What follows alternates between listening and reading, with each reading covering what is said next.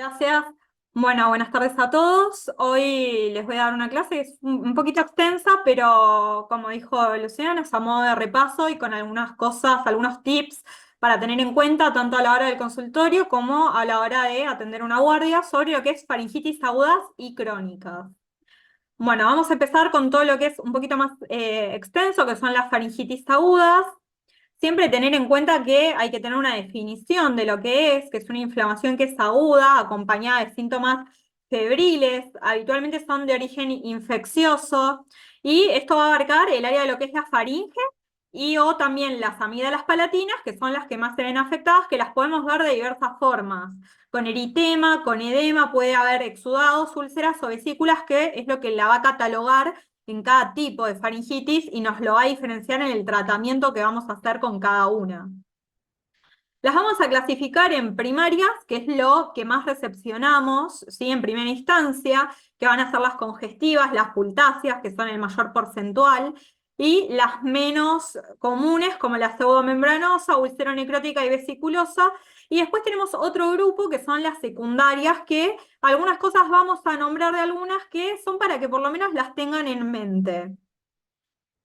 Dentro de lo que es, bueno, una faringitis, como todo paciente lo tenemos que revisar, pensar a la hora de verlo cuál es el agente causal para poder dar el tratamiento correcto para cada patología. El cuadro clínico, hacer un buen interrogatorio, preguntarle si tuvo fiebre, dolor, cuándo empezó, si se automedicó también. Hay muchos pacientes que hoy en día, con esto de que recurren a internet, ya vienen automedicados o vienen dando vueltas por algunas guardias. Hacer el examen físico del paciente, ver las fauces con el bajalengua y tener en cuenta también la edad del paciente que estamos revisando, que también va a ser orientativo de la patología. Bueno, acá tenemos algunas imágenes de lo que podemos recibir. Podemos tener algunas amígdalas eritematosas, algunas con un exudado. Podemos tener, como vemos debajo, con una placa a tener en cuenta unilateral, que es lo que diferencia las patologías. O si vemos, como vemos en la última imagen, vesículas.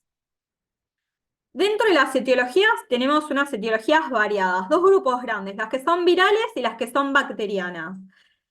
Va a haber algunas que son más comunes y en mayor porcentaje, la gran mayoría son virales, un 70-90%, y si tenemos un porcentaje en donde no vamos a saber la etiología igual de la faringitis. Dentro de las bacterianas vemos que acá en la mitad de la imagen tenemos las más comunes, que son las de Streptococo, y después tenemos algunas que son un poco más atípicas, pero que las tenemos que igual tener en cuenta porque pueden aparecer en algún momento de la práctica.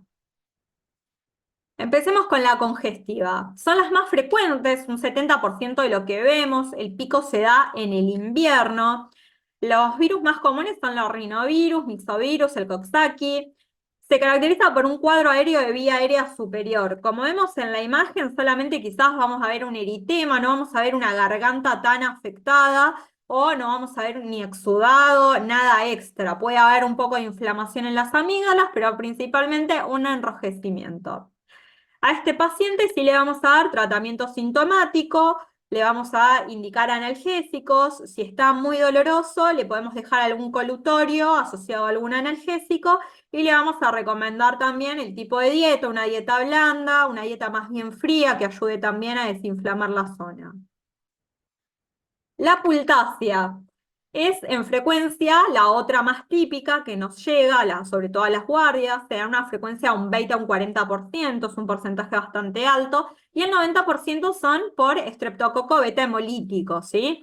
Vamos a ver, como vemos en la imagen, que es el paciente que viene con las amígdalas todas eritematosas y con el exudado bilateral. Siempre tener en cuenta que es en las dos amígdalas, es blanquecino y se desprende esto, ¿sí?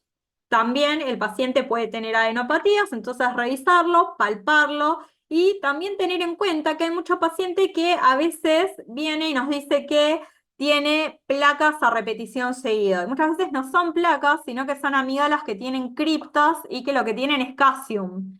Y hay pacientes que eso, al tener el dolor, terminan por su cuenta también tomando antibiótico y confunden con lo que es una faringitis pultácea.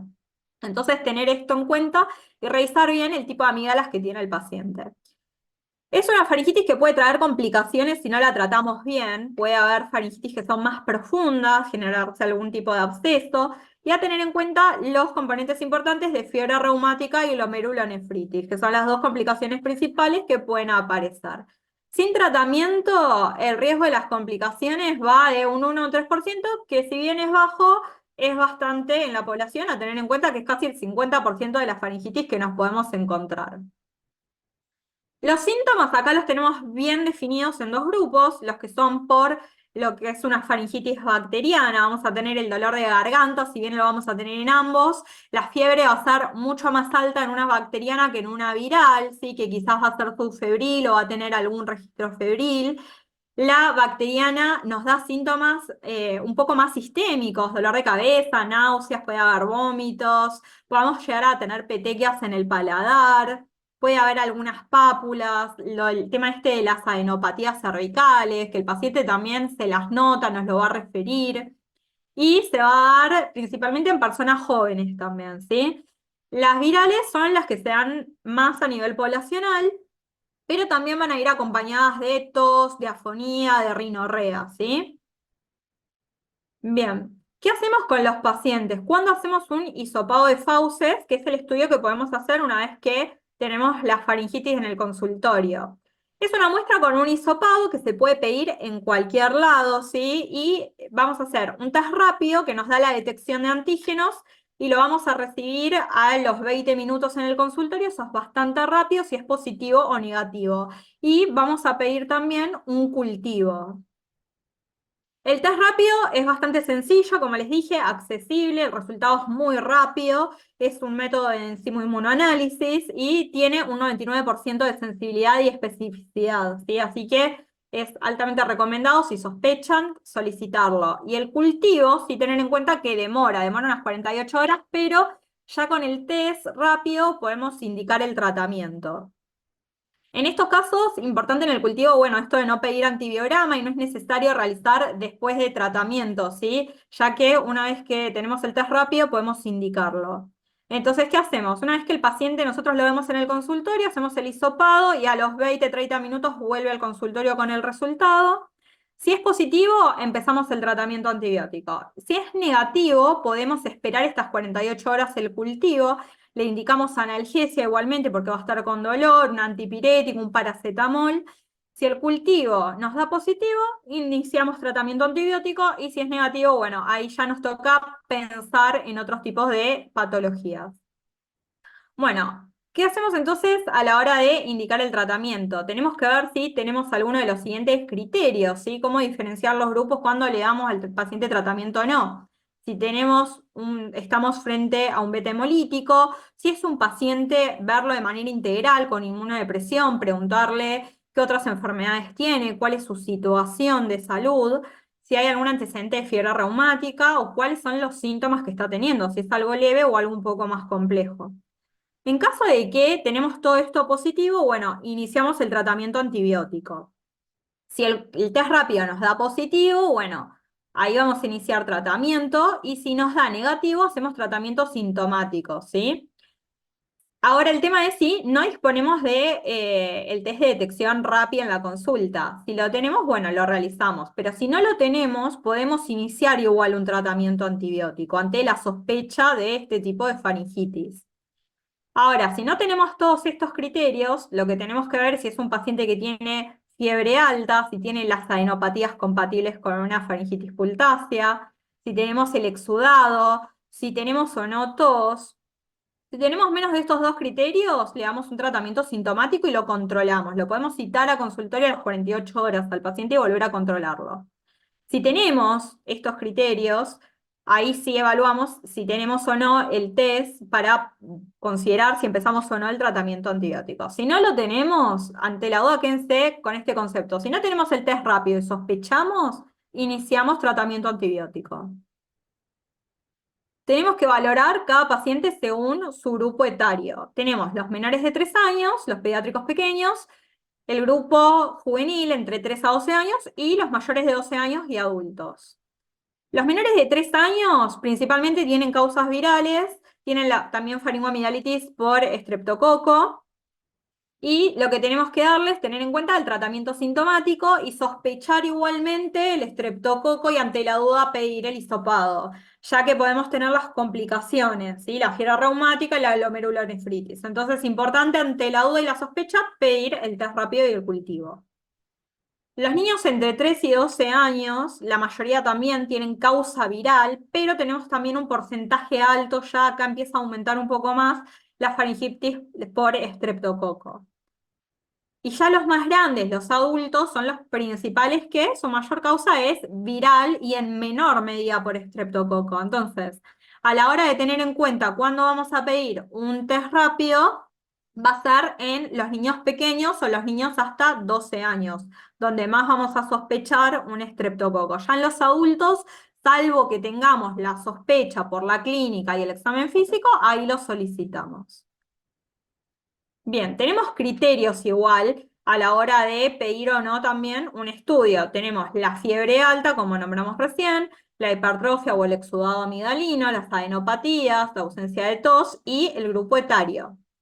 Si de todos estos criterios tenemos 0 o 1 punto, no vamos a pedir ningún otro estudio, ya que el porcentaje de que esto sea por un beta hemolítico es muy bajo. Le vamos a dar tratamiento sintomático. Si tenemos de 2 a 3 puntos, vamos a pedir un estudio microbiológico y lo vamos a tratar solamente si nos da positivo, si no, le damos tratamiento sintomático. Y si ya tenemos 4 o 5 criterios de estos, pedimos el estudio igual, pero iniciamos el tratamiento previa recepción del resultado. Bien, entonces, ¿cuándo indicamos el tratamiento? Los casos confirmados por test rápido o cultivo, o si tenemos alta sospecha por la clínica y no disponemos de un test rápido. Si tenemos el antecedente familiar de algún familiar del paciente que tenga también faringitis por estreptococo, o si hay antecedentes de fiebre reumática en el niño o en los convivientes. En todos estos casos vamos a iniciar tratamiento antibiótico.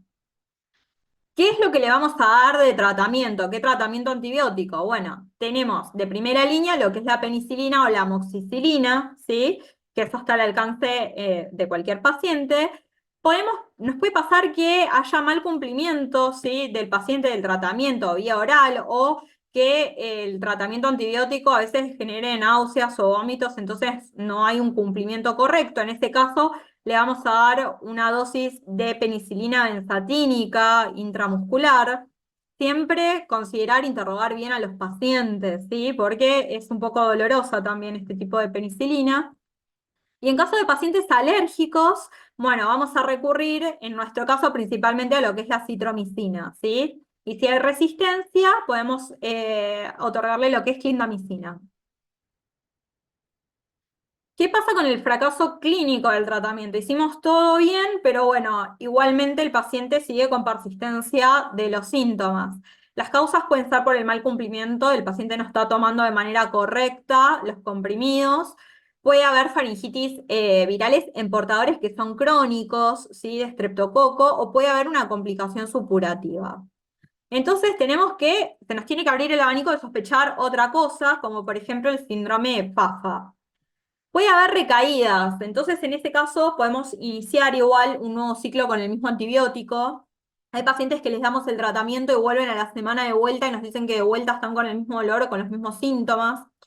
Podemos usar una dosis de penicilina G para descartar que no haya hecho bien el tratamiento antibiótico o escalar un escalón más de tratamiento antibiótico como utilizar la amoxicilina con ácido clavulánico.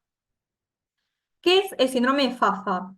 Tenemos criterios diagnósticos. Son episodios recurrentes que tienen fiebre, pero en este caso son menores de 5 años, ¿sí? Son niños pequeños. Los síntomas se dan en ausencia de una infección de vía respiratoria alta, ¿sí? Pero van a tener asociadas otras cosas, como estomatitis aftosas, linfadenitis cervical o faringitis. Se van en conjunto, ¿sí?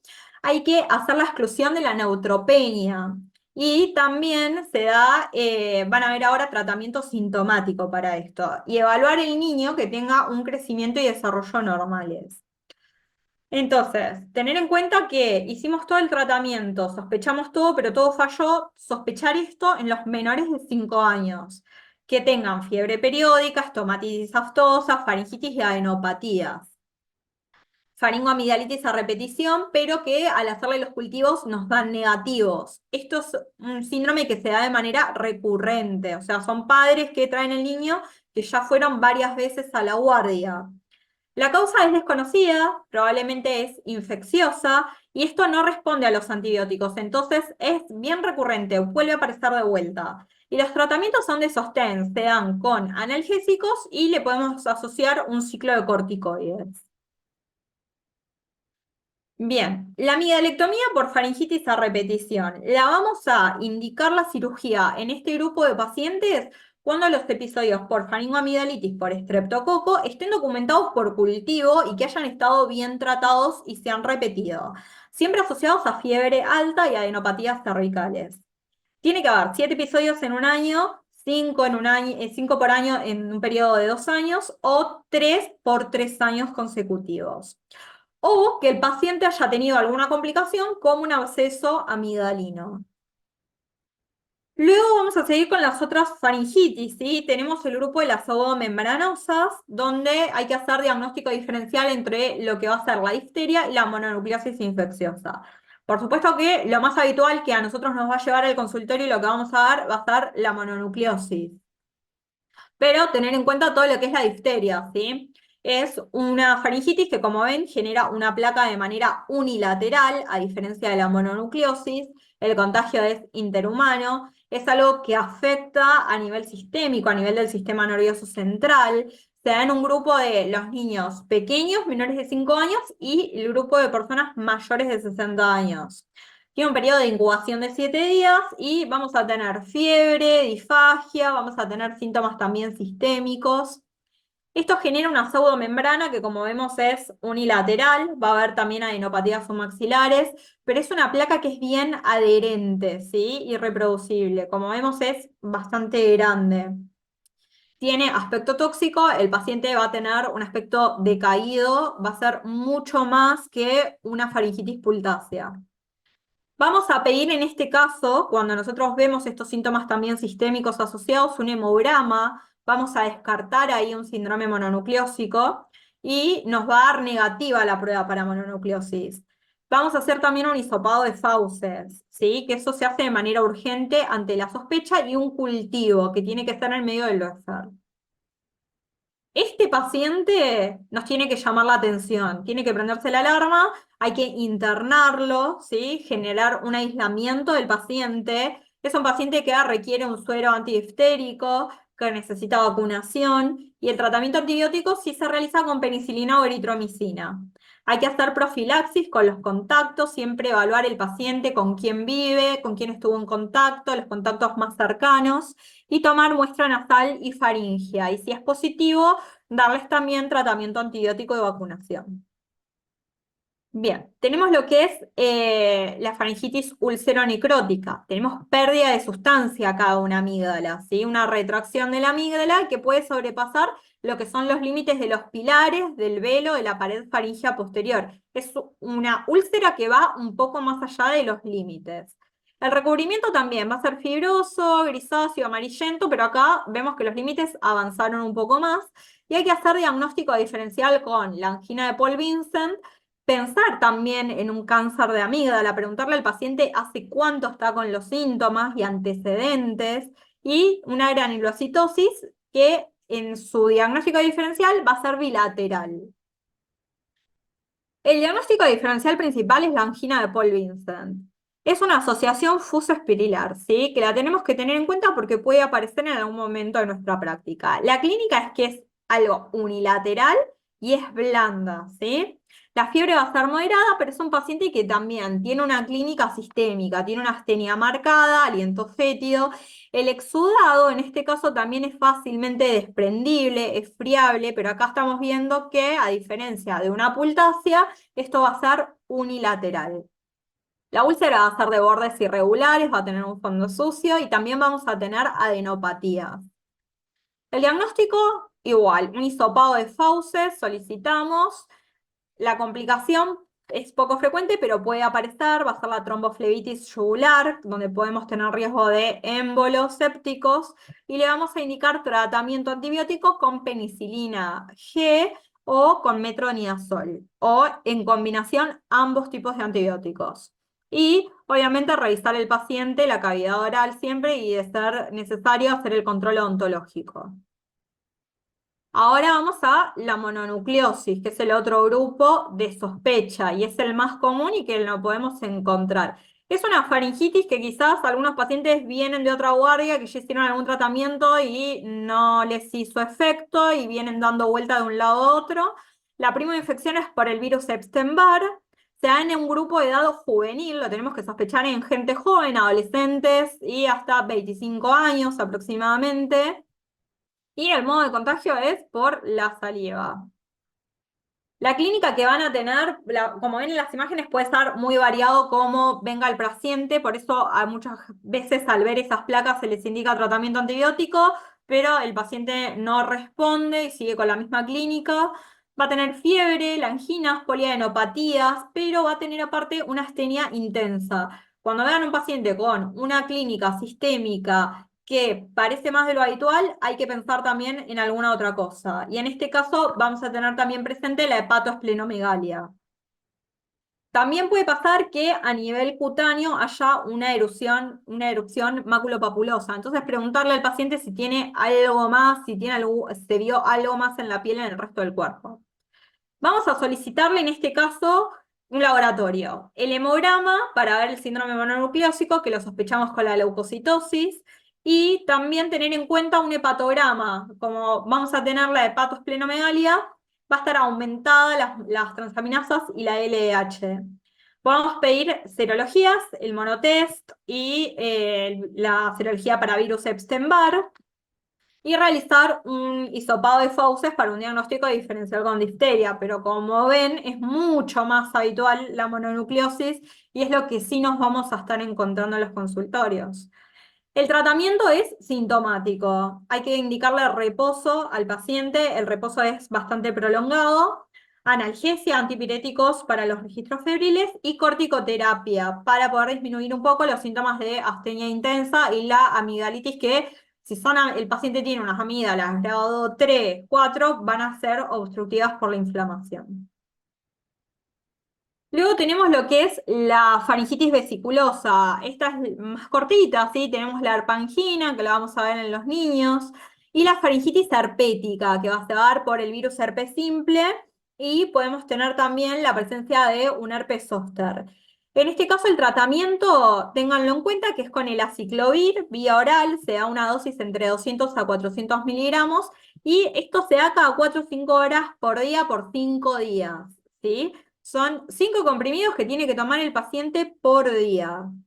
Y además asociarlo con tratamiento sintomático y con analgesia porque es bastante doloroso. Entonces, tenemos un esquema acá como para resumir un poco este grupo de faringitis. Si tenemos una angina y sospechamos de una pseudomembrana, bueno, vemos la clínica, hacemos todo el interrogatorio, podemos hacer una prueba de mononucleosis si es lo que sospechamos, y hacemos el diagnóstico diferencial entre difteria y una mononucleosis. Si tenemos una úlcera necrótica, ahí, si vemos que es algo unilateral, vamos a palpar siempre esa amígdala, vamos a tomar muestras de la garganta, ¿sí? Y vemos que si es blanda, podemos sospechar una angina de Paul Vincent, y si es indurada, ahí vamos a sospechar otro grupo, ¿sí? Por eso siempre palpar cuando vemos este tipo de amígdalas, la cavidad oral del paciente, ¿sí? Porque podemos estar ante una úlcera por sífilis o podemos estar ante un carcinoma. Y en el caso de ser bilateral, siempre, bueno, una historia clínica bien exhaustiva, laboratorio, podemos estar ante una leucosis a granulocitosis. Si tenemos una faringitis donde vemos vesículas en paladar blando, en las amígdalas, bueno, vamos a tener el otro grupo, ¿sí? Si están entre el pilar y el velo del paladar, podemos estar ante una herpangina. Si vemos la faringe y la cavidad bucal, ante un herpes, o si es de manera unilateral, sospechar un zóster. Siempre diferenciar con el grupo etario, pensar que un zóster muy probablemente le va a dar a una persona mucho más grande, mayor de 40 años, ¿sí? Tenemos un grupo aparte, después de todas las que vimos, que son secundarias a otra patología. En este caso, supongamos que nuestro paciente hizo todo el tratamiento, sospechamos algo y falló este tratamiento. Bueno, según el grupo etario, interrogar por eso bien al paciente, tenemos un grupo que son por enfermedades de transmisión sexual.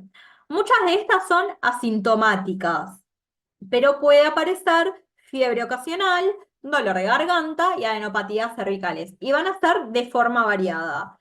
Acá se nos tiene que prender la alarma porque podemos tener un grupo bastante amplio, como una faringitis por gonococo, puede haber papilomatosis, siempre va a ver si tenemos alguna lesión debajo de la lengua, en las amígdalas, en el paladar, escuchar también la voz del paciente si vemos algún tipo de lesión en la cavidad oral. Faringitis puede haber por micoplasma o clamidia, lesiones por sífilis. Podemos tener un paciente que viene también con dolor y molestias y tener una candidiasis. Y ante también la falta de respuesta, sospechar la faringitis por HIV. Les voy a explicar ahora algo del tratamiento de todo esto para que lo tengan en cuenta porque los tratamientos son diferentes a lo que son los habituales del resto de las amigdalitis. La faringitis por gonococo. Bien, vamos a ver que les vamos a dar una dosis intramuscular antibiótica, pero también podemos darles dosis de acitromicina. La faringitis por gonococo la vamos a ver como en la imagen de la izquierda, ¿sí? Que es una faringitis que puede pasar bastante desapercibida. La faringitis por lesiones por sífilis. Vamos a sospechar si vemos alguna lesión tipo ulcerada, ¿sí? En la boca. En este caso, en las imágenes les puse una que tiene una lesión en el paladar y una que tiene una lesión un poco más posterior en la úvula, cercana a la amígdala. En estos casos los tratamientos se dan con penicilina G benzatínica, ¿sí? En el caso de una etapa primaria, una etapa inicial, y puede pasar también que puede aparecer en una etapa secundaria o terciaria, y siempre interrogar al paciente ante esto si tiene síntomas o lesiones en alguna otra parte del cuerpo. Siempre hacer un interrogatorio y derivarlo también con el clínico o con el especialista que corresponda. Podemos tener faringitis por micoplasma o clamidia, que también es una faringitis que se va a ver con un eritema, no vamos a ver tanto exudado. En este caso el tratamiento, si bien es bastante sencillo, también ante la sospecha se da citromicina o doxicilina, ¿sí? Luego tenemos la candidiasis. Las imágenes que tenemos en la izquierda, vamos a ver una cavidad oral con bien blanquecina, blanquecina a nivel de la lengua, del paladar. Muchas veces puede ser algo difuso, pero puede estar ocupando casi la totalidad de la cavidad oral.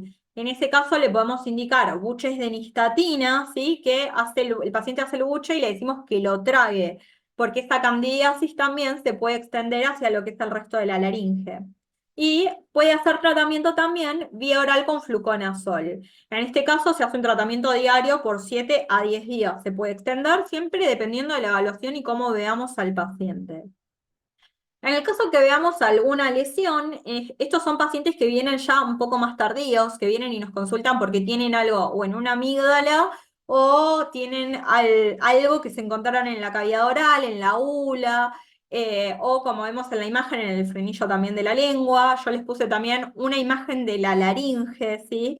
Porque podemos tener lesiones papilomatosas tanto en la cavidad oral y si las vemos ahí tenemos la obligación de hacer una fibrolaringoscopía y revisar un poquito más allá al paciente y ver si hay lesiones un poco más bajas laringeas. En estos casos, siempre tomar biopsia y se hace la resección de este tipo de lesiones. Y ante la falla de todo tipo de tratamiento y persistencia y un buen interrogatorio que hagamos, podemos sospechar una faringitis por HIV. Siempre tenemos que tenerlo en cuenta y en ese caso hacer un laboratorio y pedirle igual todas las serologías a nuestro paciente. ¿Cuándo hacemos las indicaciones quirúrgicas?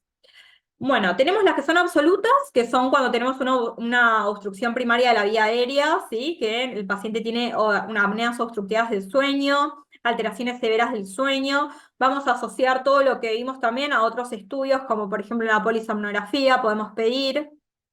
Tenemos síndromes que son cardiorrespiratorios, donde una de las indicaciones va a ser la cirugía también de amígdalas, cor pulmonal, o si tenemos la sospecha de malignidad, como por ejemplo vemos en la imagen del paladar, que está marcando la flechita, que tenemos una simetría en las amígdalas y ante la sospecha, más allá, podemos hacer una biopsia o hacer una amidalectomía.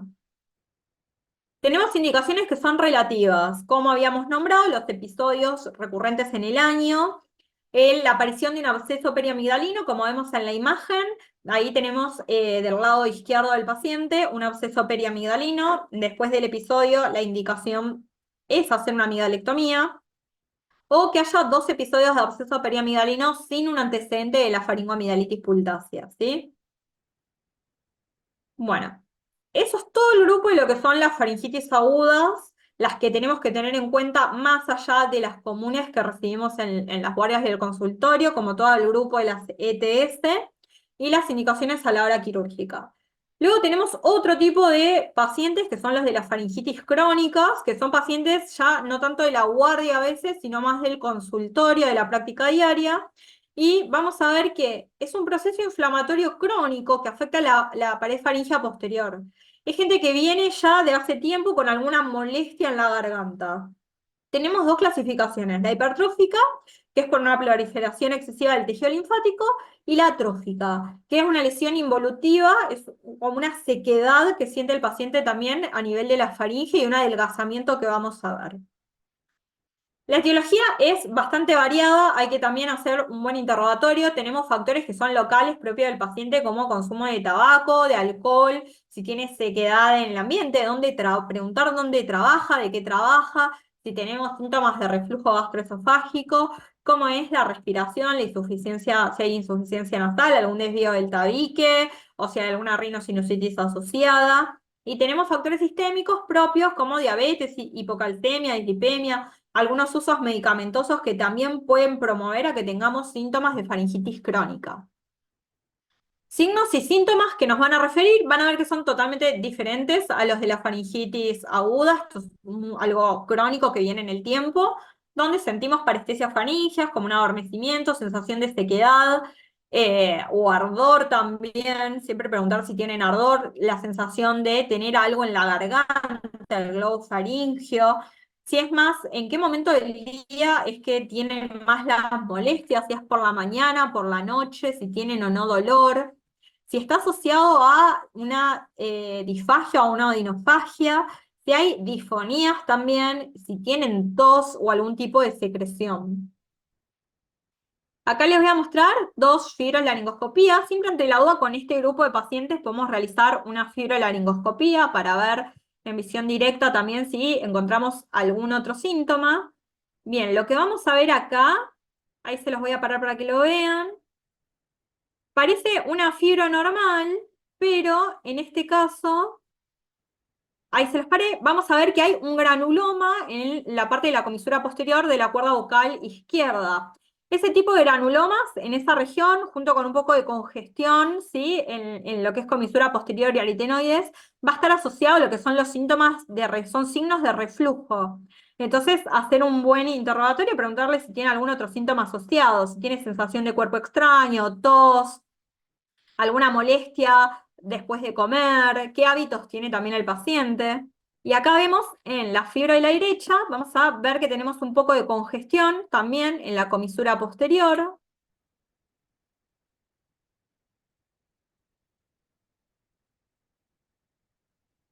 Vamos a ver que tenemos eritema, algunas secreciones que son hialinas, ¿sí? A ver si los pongo de vuelta. Bueno, como vemos, va a haber un poco de congestión a nivel de la comisura posterior, que es lo que más vamos a observar. Tenemos que ver el tema de las secreciones, si tenemos algún granuloma o no, o si hay también disfonías asociadas y que haya congestión en las cuerdas vocales. ¿Cómo es la faringitis hipertrófica, que es uno de los grupos de las crónicas? Dijimos que es una hiperplasia del tejido linfático de la pared posterior. Como vemos en las imágenes, vamos a ver como pequeños resaltos en la pared posterior faríngea. Tiene sensación de mucosidad faríngea, carraspeo, es el paciente que está aclarándose la garganta todo el tiempo y que tiene molestias al tragar. Las lesiones las vamos a ver en el examen físico común con el bajalenguas. Y podemos ver también esto de la faringitis cordonal, que son cordones que los vamos a ver hacia los laterales. El diagnóstico se hace por la visión directa. Vemos la presencia de los folículos en la pared posterior.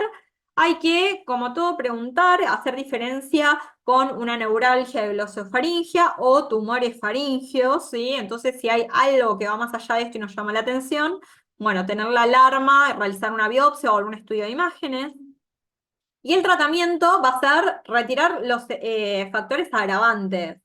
Si es un paciente con tabaco, mandarlo a tratamiento para cese de tabaco, disminuir y dejar consumo de alcohol, irritantes, evitar lo que son los gargarismos y los colutorios, y asesorar al paciente de que esto es algo benigno, que hay que cambiar los hábitos diarios. Luego tenemos lo que es la faringitis atrófica, que es una lesión involutiva del tejido. Son pacientes que tienen sequedad bucal, disfagia, parestesias, carraspeo constante y que está muy influenciado también por el clima. Mejoran lo que son los ambientes húmedos y empeoran lo que son los ambientes secos. La exploración exactamente igual, con el bajalenguas lo que vamos a ver, bueno, una pared faringea que es seca, lisa, a diferencia de la otra, y que es bien pulida. El diagnóstico también es clínico, hacer el interrogatorio, ver los síntomas y la exploración, y diferenciar y tener en cuenta que podemos tener un síndrome de Sjögren, que está también, en este caso, asociado a sequedad con una asociación de las glándulas, ¿sí? En este caso puede ser parotidio, maxilar, entonces también tener en cuenta si el paciente nos refiere algún otro síntoma. Tratamiento también bastante sintomático, hidratar la cavidad oral, que el paciente tome agua frecuentemente, evitar lo que son los antisépticos y los gargarismos que pueden ser irritantes, y lo mismo, explicar al paciente que estas son cosas benignas, que hay que cambiar los hábitos diarios. Uno de los diagnósticos diferenciales de todo esto va a ser la enfermedad de reflujo gastroesofágico. Esto está muy asociado también con diagnósticos diferenciales que tenemos que tener en cuenta de otras patologías como SAOS, asma, rinosinusitis, muchos pacientes que tienen rinorrea, pues siempre preguntar si tienen rinorrea posterior, si tienen alguna obstrucción nasal, ver si tienen alguna hipertrofia de cornetes, algo más asociado a estos síntomas. Si hay amigdalitis recurrentes, muchos pacientes con reflujo tienen episodios de dolor de garganta e inflamación de las amígdalas. Entonces, tener en cuenta y hacer un interrogatorio completo. Y también podemos hacer una fibrolaringoscopía. Como vemos, las imágenes de abajo son todas las presentaciones que nos puede dar un reflujo. Una laringitis posterior, la congestión, el eritema, la inflamación posterior, también afectación de las cuerdas vocales. Podemos llegar al punto de tener una estenosis subglótica o lo más típico también que aparezcan granulomas que se van a dar en la parte posterior de las cuerdas vocales. Bien, tenemos acá como para guiarnos un poco con los síntomas, cómo interrogar al paciente. Esto va a ir con un puntaje de 0 a 5. Si tenemos, obviamente, mayor puntaje y empezamos a ver que tenemos varios síntomas, vamos a tratar al paciente. Puede haber disfonía, carraspera, la dificultad para tragar tanto los alimentos. Muchos pacientes dicen que no pueden tragar las pastillas, que lo que más les cuesta y lo notan es con la medicación. Tos después de comer o al acostarse.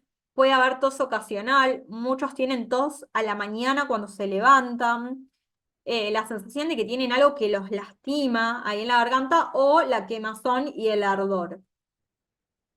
Acá hay algunas imágenes, como vemos arriba a la izquierda, vamos a ver que tenemos los vasos de las cuerdas vocales bastante marcados, ¿sí? Va a aparecer un poco de congestión tanto en la parte posterior como en las cuerdas vocales, y a la derecha ya vemos que hay edema también cordal, que es algo que puede aparecer ante un reflujo gastroesofágico. Y son pacientes que tienen disfonía, que va y viene, pero muchas veces no quedan afónicos. En la parte inferior, en las dos imágenes, vemos también un paciente en el A que tiene un granuloma en la región posterior, y luego de 3 meses de tratamiento, tanto medicamentoso como con las medidas higiénico-dietéticas, a los 3 meses ese granuloma involuciona y no es necesario generar ningún otro tipo de procedimiento. El tratamiento se da con los protectores gástricos, con omeprazol, esomeprazol. Es algo que nosotros en el consultorio de primera respuesta lo podemos indicar. Igual siempre decirle al paciente que va de la mano de la dieta de reflujo, los irritantes que tiene que evitar de la alimentación, que son los dos componentes del tratamiento, y lo podemos indicar por 3 meses. citar de nuevo al paciente al consultorio y si vemos que hay persistencia de los síntomas o que la fibra todavía tiene alguna afectación, hacemos la derivación al gastroenterólogo. Bueno, vamos a ver el último síndrome, ¿sí? Que es un diagnóstico diferencial también, para que lo tengan en cuenta. Es algo muchísimo más atípico, pero que puede aparecer en algún paciente que veamos alguna vez, que es el síndrome yo-yo. Esto es un dolor también de garganta, donde le hicimos todo al paciente, todo nos da normal, pero es una inflamación de la inserción del ligamento estiloioideo en el hueso ioides y el constrictor medio. Es un dolor que se va a originar, ¿sí? A la altura del ioides, que es bien marcado, donde un paciente con reflujo también nos puede referir dolor, pero se va a irradiar hacia la región temporal. Entonces, nuestro principal diagnóstico diferencial acá va a ser la disfunción de la articulación temporomandibular. Va a estar referido también a la mandíbula, a la cara, hacia la oreja y todo el lado lateral del cuello y la clavícula. Entonces, tener en cuenta también nuestro diagnóstico diferencial de disfunción de ATM. El tratamiento en este caso lo vamos a hacer con analgésicos, obviamente siempre descartando primero todo el resto de las cosas anteriores, ¿sí? Medias locales, masajes locales, kinesiología se puede hacer.